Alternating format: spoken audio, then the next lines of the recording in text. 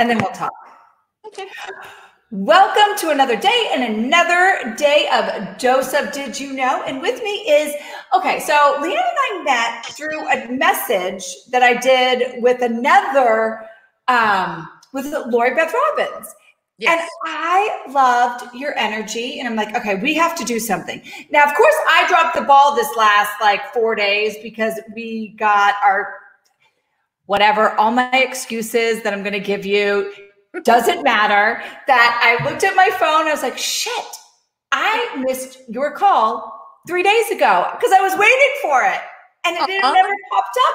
And then I was looking at my husband's like, did you listen to my voicemail? And I'm like, no. And then I saw yours and I'm like, damn, I try to be so good and I screwed up. So anyways, public apology for not returning Leanne's call that I thought she didn't call me for. Well, it was, Memorial Day weekend. And as we all know, the world, everything's open. So everybody was out partying, right? Kidding. Yeah. I was drunk off my ass. That was only one day. No, we're mostly moving. We're packing up our house. So I have a new little setup here. So that's what I did. Love that you keep the flag always in the background. Oh, heck yeah. I'm like, they're going to repaint the house. So I'm putting this baby up wherever I need to until the day is. This is my. So shout out to our guys, That's right. That's right. The ones. All right. But in a little snapshot, now that I've given my whole world confession of, well, I didn't return your call because I didn't even see it, is tell the world a little bit of who Leanne is. So I'm Leanne Shapiro Govaert. I am the owner of Party Accommodator. We are a planning and executing service, more or less, for any kind of a party you can have, personal, corporate. We do, I hate to say this, but birth to death, somebody's born, you have a party, you have a christening, or you have a baby naming or whatever. We'll go and we'll bring in the food. We'll set up the room. We'll make everything fresh, heat everything up, serve. And then the best part is we're behind the scenes cleaning up. So by the time the event is over, we're making you a cup of tea, pouring you a drink, and we're out the door. And it looks like it never happened. Everyone needs you. Everyone needs you. Yeah, I need me when I do my own parties. I started it, and I knew you were going to ask me that. I think I started in the business when I was 14.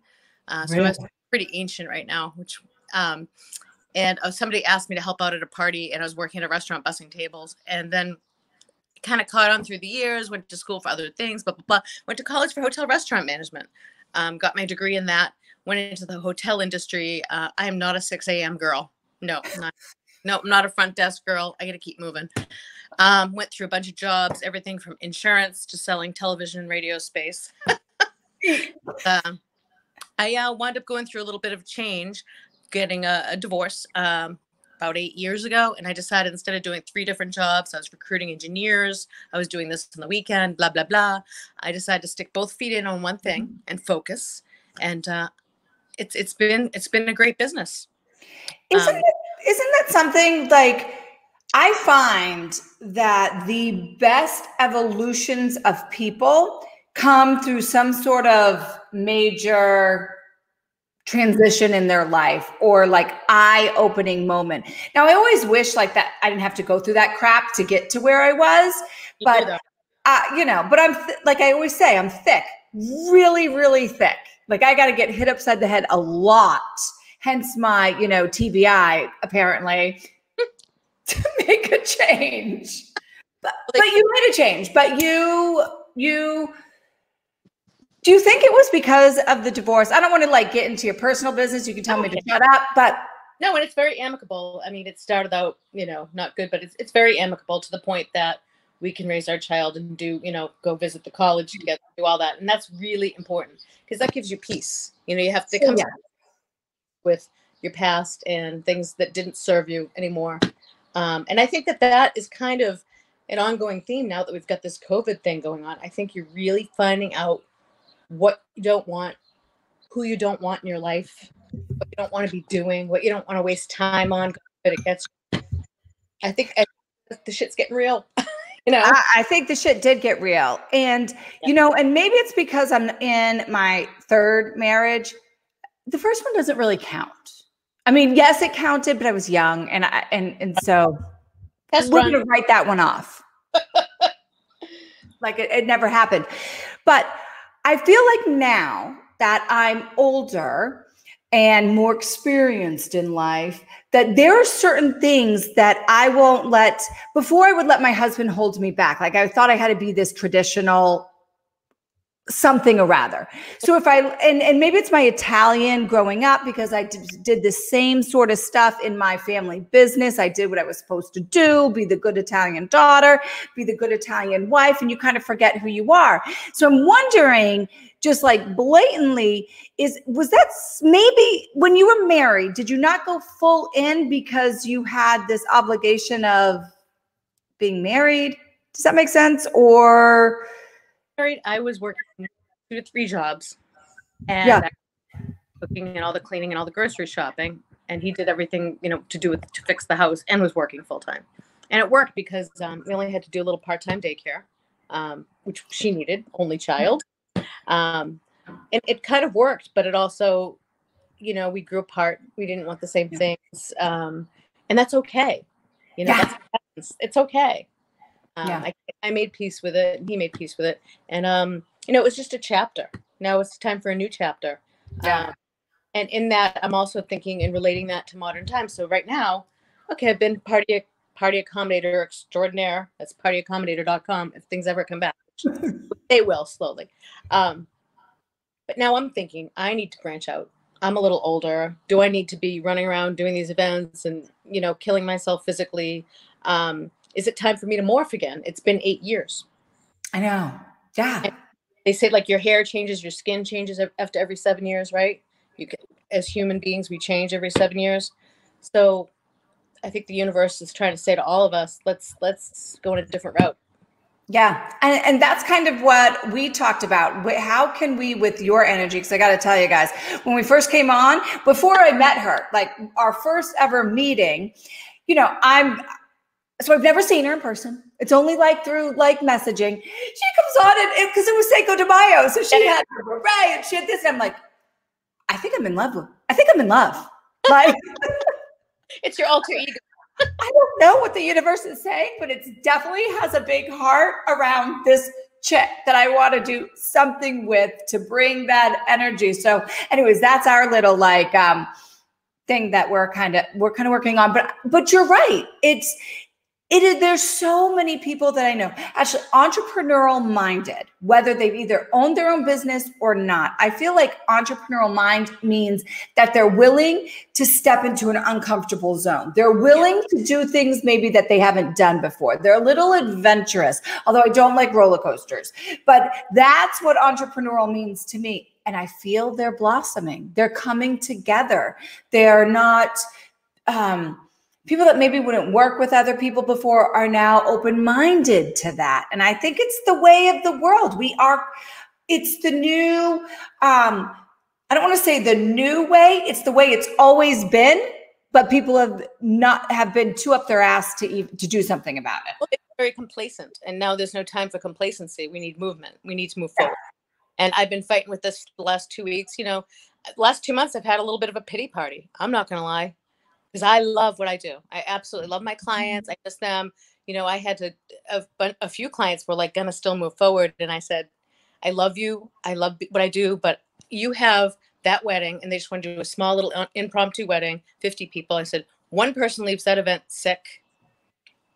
Something happens. Somebody dies. I said, do you want that as your memory for your wedding? You don't. Yeah, well, and your career is actually over because that's what you're going to be labeled as, the woman that killed somebody, because that's how just people are. I'd be in a psych ward because I'd be like, oh my God, what was I thinking? You know, so I mean, pragmatically, it's very interesting how you and I, in our own business lives, we can make very good decisions. Like I make very good business decisions and I'm pretty thorough, but I haven't always been in my personal life. So I am now. I have to just say I am very happy now, but man, that took a long time, longer than it should. A lot of potholes. Yep. Well, I have to say now where it's so good that it can be, it's something that I've never experienced before. I think that's So just a little shout out for my own marriage. That little shout out here on our conversation is that I've never realized, like, you think you can love somebody, and I'm a big lover, like I love everybody, and or I really hate you. You know, it's one way or the other, but no, it's majority love. And I've never, every day I feel like I love him more. Oh yeah, because you're growing together. Yeah, and that's, and it's amazing. So it's everything I've ever coached people on and what we've talked about. But when you're experiencing it and living it, it's a very cool thing. Yeah. Well, as you get older, you learn how to communicate better with everyone, and you know what you won't stand for anymore. And through this all, I will say it, I've had a couple friendships that they were done. You know, when they served. But people are so freaking self-righteous, if you don't mind me saying swear. But I think I've already sworn once to this time. Yeah, well, that's two in the bucket.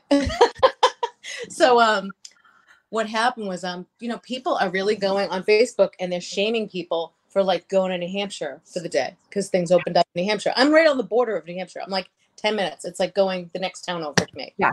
And you know, people like shaming me, telling me I'm gonna kill people by going over the border. And I'm like, when did we become a communistic society? I'm wearing a mask. I'm being safe. If you're scared, I get it. It's a real thing. I know people that have had it, but we have to go on. This could go on for years. Our economies are 2 months and we're crushed. 2 months. It's well, I have my own personal opinion about it, but it is the same thing. I have to do a really quick, Justin from Washington's watching, and Justin, he can talk your ear off, and I love it because we go back and forth a lot. And Donna, she's out from the Donna Drake show, which I will be on her show again. Well, I won't be on it, but I will be there with people in June. So I have to say hey to them. But it's true. Even family members are getting upset with each other because they can't see past their opinion. I'm like, when was there only one opinion, or you're going to hell, or you're like, when did that ever happen in America? Yeah, it was always all about respecting other people's opinions, and nobody's right or wrong. Unless it's life or, you know, if it's a crime or something like that. Yeah. But I mean, as long as you're not hurting other people, like I'm not a smoker. I've never smoked. But if somebody wants to smoke, just don't do it near me. Right. I don't care. I'm not telling you not to. I'm not looking to take away your rights. Just please don't cough near me. You know what I mean? I mean, if you're sick, stay home. And we have to go on. We have to work with this and through this. Yeah. And you know what? Actually, while we're talking, there was, you know, the country was kind of getting more divided and more divided and more opinionated. And this is just like verbally vomiting that on like it. And so it's putting it into your face instead of it being like people kind of being passive aggressive about it. Yeah. It's making you, if you are that way, like amplified. Well, before people could hide it, it's like prejudice. You know, you wouldn't know who did what certain type of people, and they would hide it. But now, 2 o'clock in the morning, somebody's not sleeping, they're angry. Once it's out, it's out. Mm-hmm. It's out. Mm-hmm. Cat's out of the bag. They know. And you can't take it back, FYI, people. You can't be like, oh, I didn't mean that. That's not who I am. No, this is who you are. You can't, like you said, you can't hide it. And Travis said, the facts aren't adding up to raise my level of concern about this. That is true, Travis. Proof is proof. Facts are facts. We can't change history, even though some people try to. Yeah. it is what it is. Speaking of, I don't understand that. Like oh God, I don't even know what this might do to me, but I'm saying it. Like, there was slavery in this country. Yep. I do not agree with it.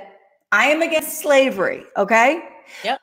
But that is part of our history and how we've evolved and transitioned as America.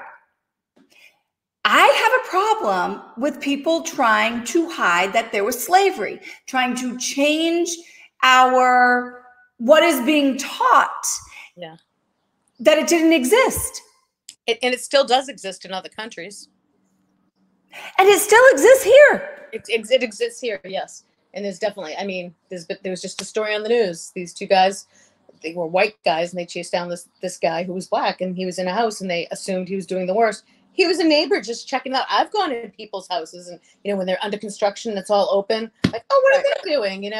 They chased him down because they were radicals, and they just because why? Because I have blonde hair or I have black skin or whatever. I mean, there's always going to be like radical people that want to do harm, negative people. But my issue is don't change history, and it's the same concept that's going on now. You can't curtail the facts or leave out the facts to manipulate people's opinion to go your way, or not to hurt people's opinion, or people's feelings. I think that's why, that's the only thing I can think of. People want to erase slavery, our history of slavery, because they don't want to hurt people's feelings. Well, yeah, everybody's too afraid of feelings. Everybody gets a trophy.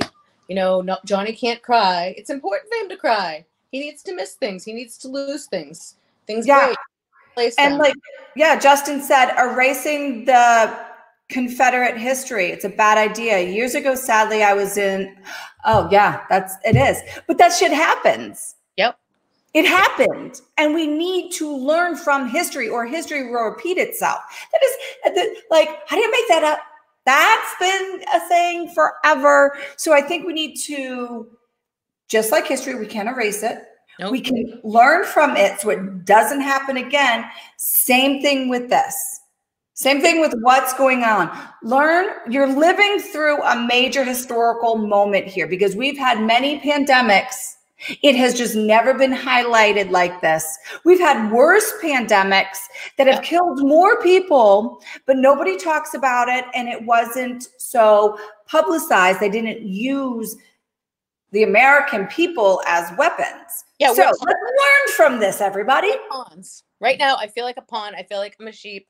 I feel like, they did the CARE Act for people like me so we could have an income. And they're adding an extra $600 on. So if I did start to get jobs in, I can start to phase into work. Who am I going to hire?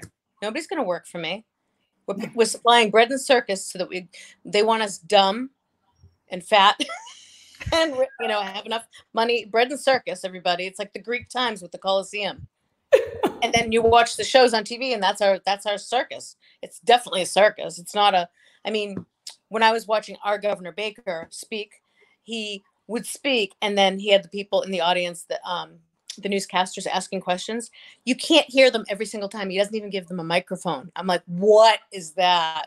Have you noticed that? I did not notice that, but talk about blatantly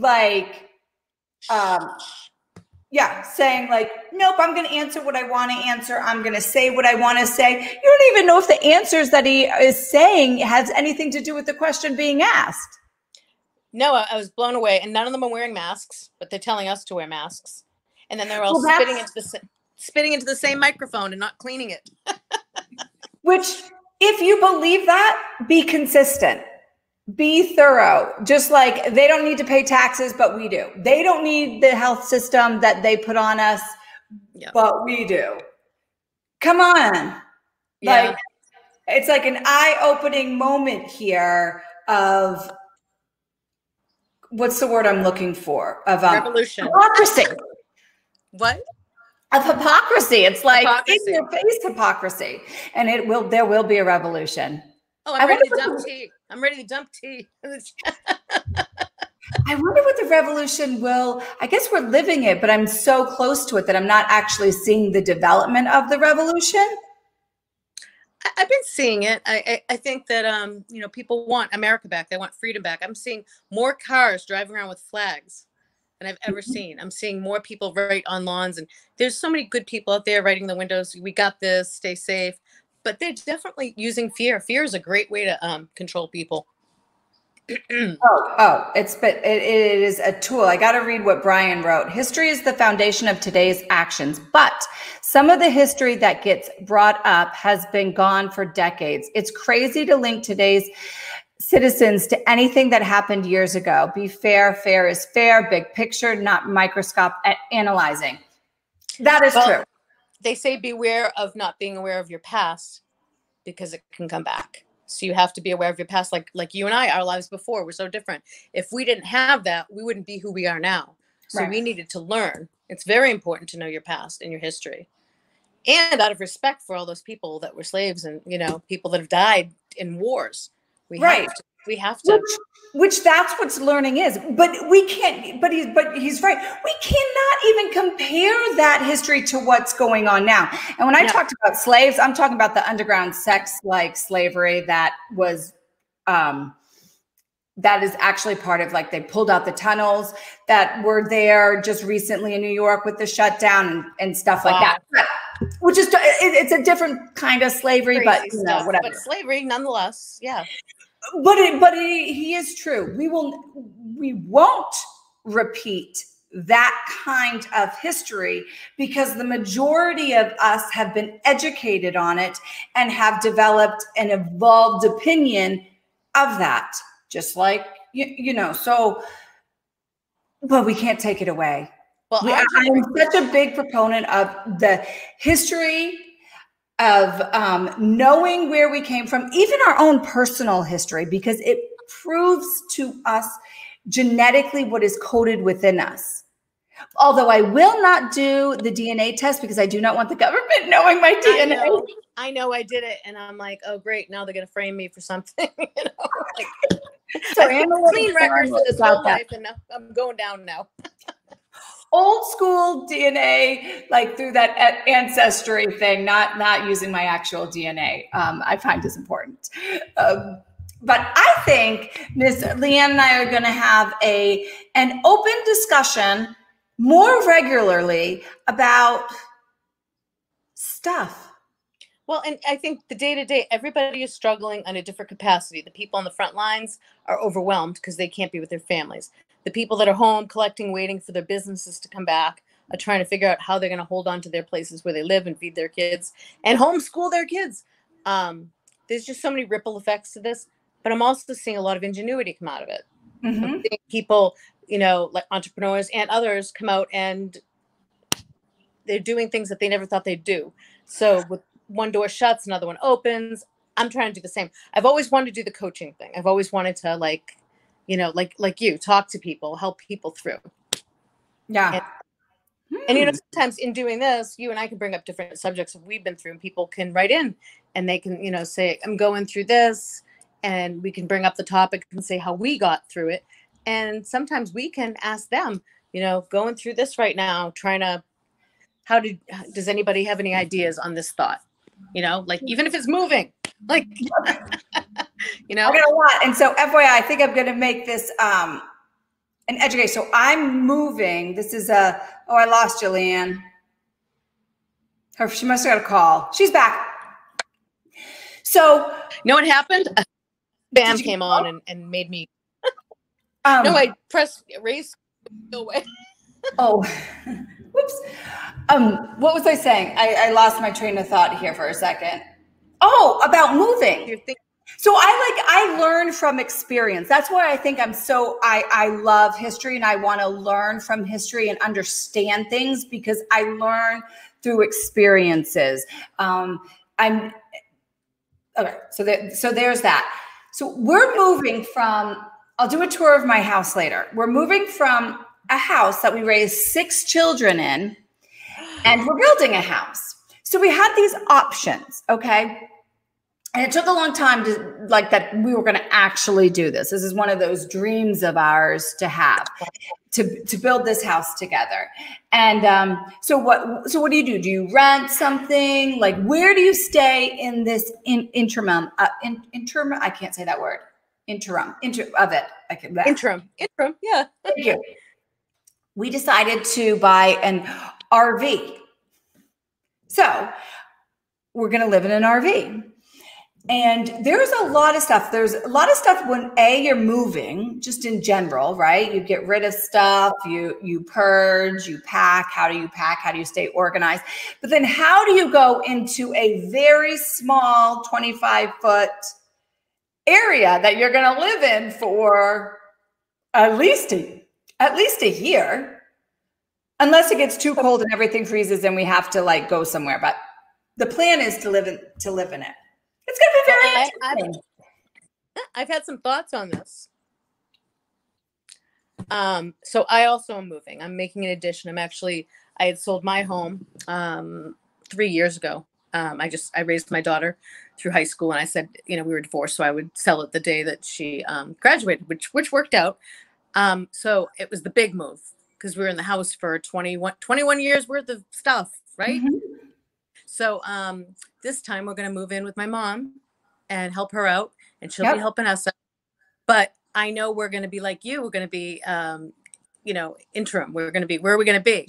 So I toyed with renting a house on the beach, which nobody's really renting houses. I'm like, wouldn't it be nice in the summer to just rent a house on a beach for a month and work out of there? Wouldn't that be cool?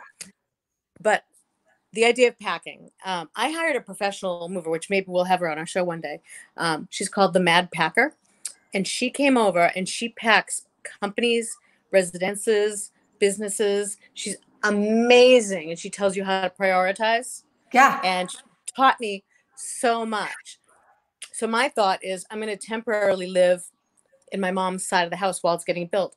And it's summertime. So this is the least amount of clothing you'll ever have, right? So all the boots, all the winter stuff and all that gets stored. Coats get stored. We wear the same things all the time these days anyway. So you have. So this is my problem. I don't. You have no idea the level of this that it goes into. Like I from 20 years ago, and I will so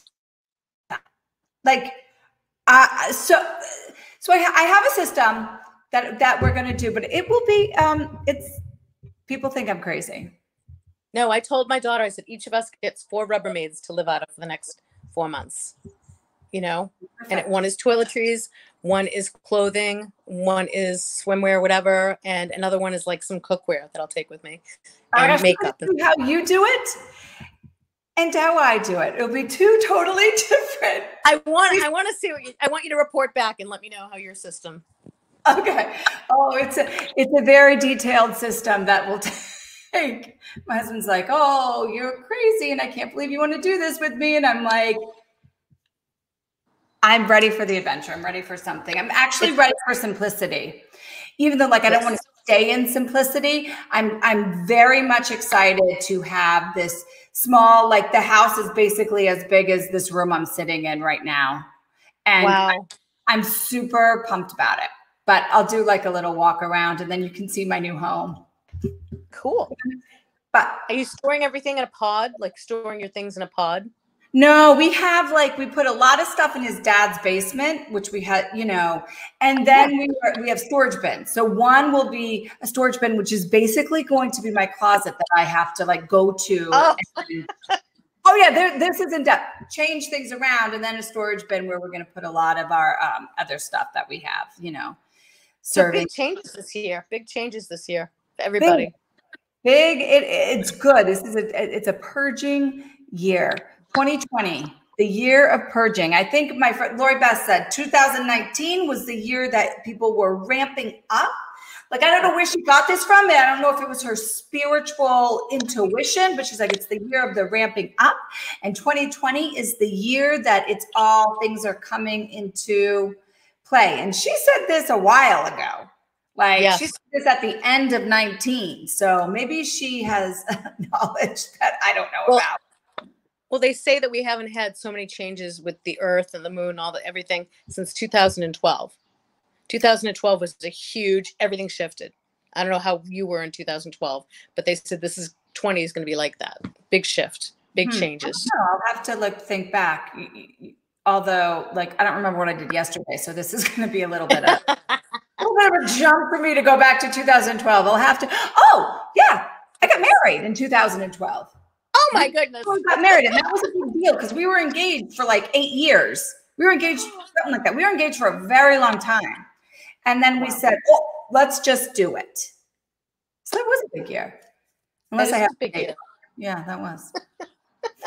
Well, we have many subjects. I think we can help people. We can all help each other. That's what this is all about. Community of openness. I love community. That is. So I've gone way over time with you, which I do almost every time. I don't know why I say 20 minutes. I'm a big fat liar when I say that. It always, tends to go a little bit.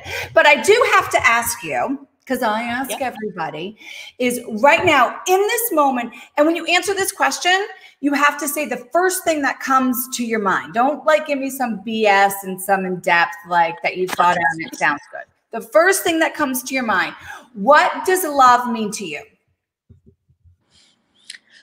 Love means feeling safe, trusting another human being, showing them that they care and you care about them. Loving is respecting another person deeply. That's good. It's not I used to think love was the teenage puppy stuff and all that. Now, to me, it's actions. It's actions and somebody showing you every day how they're treating you. Action. That summed up all of those little things that you said in the beginning into one word: action. That's it. Love is action. And I've all been through many friendships, many relationships, work, business relationships, and sometimes they're there for, like we say, a season or a reason. And they don't work anymore. But we learned history. We learned through history. There we go. I love it. Love through action, everybody. For all day long, try Leanne's version of love. And until next time, love pure, love hard, and love true. Thank you, Leanne. For vets, I have my cowboy hat on. I actually have that same cowboy hat. You do not. I do. It's not on right because I have a clip in my hair, but I've been thinking about the vets and thinking about, where would we be without those guys? Thank you for your service. All right. Take care. Be well. Mwah.